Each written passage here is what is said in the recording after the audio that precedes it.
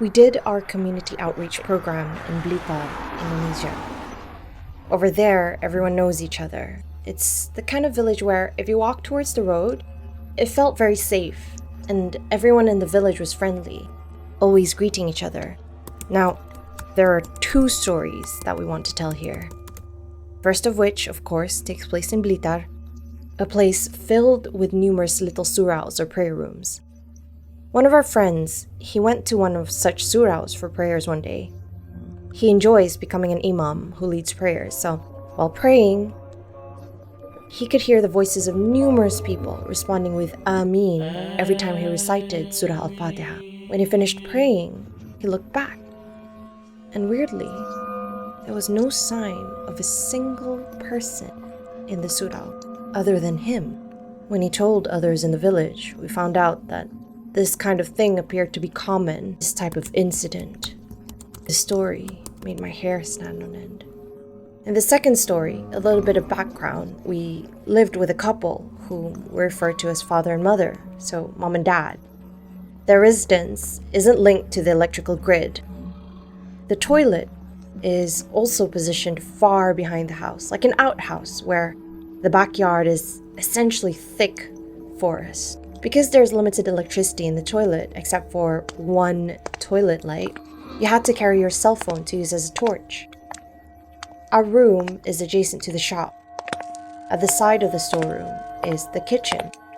The roof was in poor condition since half of the kitchen roof had holes and the other half, it really didn't even have a roof at all.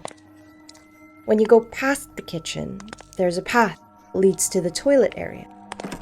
For this story, it's worth noting that we have a daily schedule, like a duty roster, for things like tidying the house, washing the dishes, throwing out the garbage, and so on.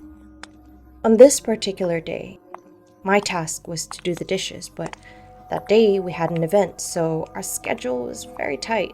2 hours before the second event, my friend and I wanted to watch a horror movie, so we did. In the film, there's a mantra in Javanese dialect that's called the spirit. All day long we repeated the mantra. It was catchy, the melody had a ring to it, it rolled out of our tongues. The event only ended at midnight, and only then did I remember that I hadn't washed the dishes, so I went straight to the kitchen, carrying my mobile phone as a flashlight, kept it facing the ceiling with a large hole. I started doing the dishes and bowls when, just like earlier in the day, I subconsciously started whistling the mantra tone of the Japanese dialect. Suddenly, the hairs on the back of my neck raised. Only then did I realize that I was whistling, so I stopped. The abrupt silence made everything else seem louder.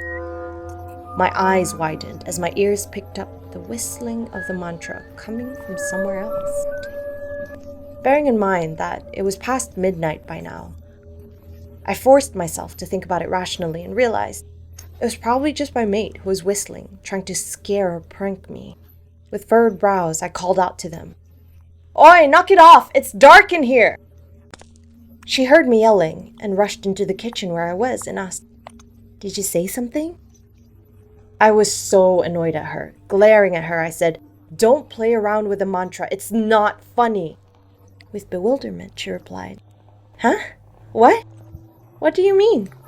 My friend kept walking towards me. At this point, I was still glaring at her. I studied her face and saw it suddenly drop, the color draining from her face as her steps slowed down to a halt. Her eyes were constantly pointed upwards, to the ceiling where there was a gaping hole not far from where I was stood. And then she said to me, her voice trembling, "Yo, you better get your ass over here. I don't think it's me you're talking to."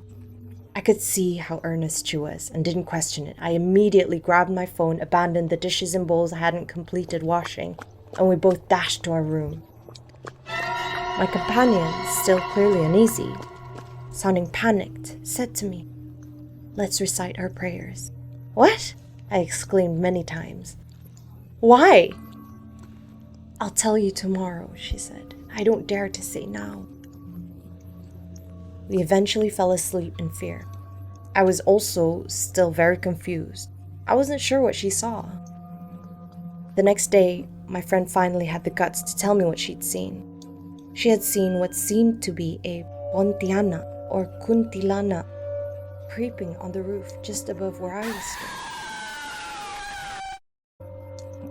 I was shocked, terrified. We quickly informed our host dad about what had happened, and then he phoned a spiritual healer and explained our situation to him.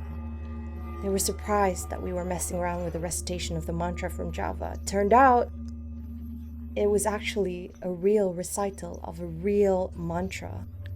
They scolded us, saying that we shouldn't have made fun of it. Finally, they were able to clean the house from any other paranormal disturbance.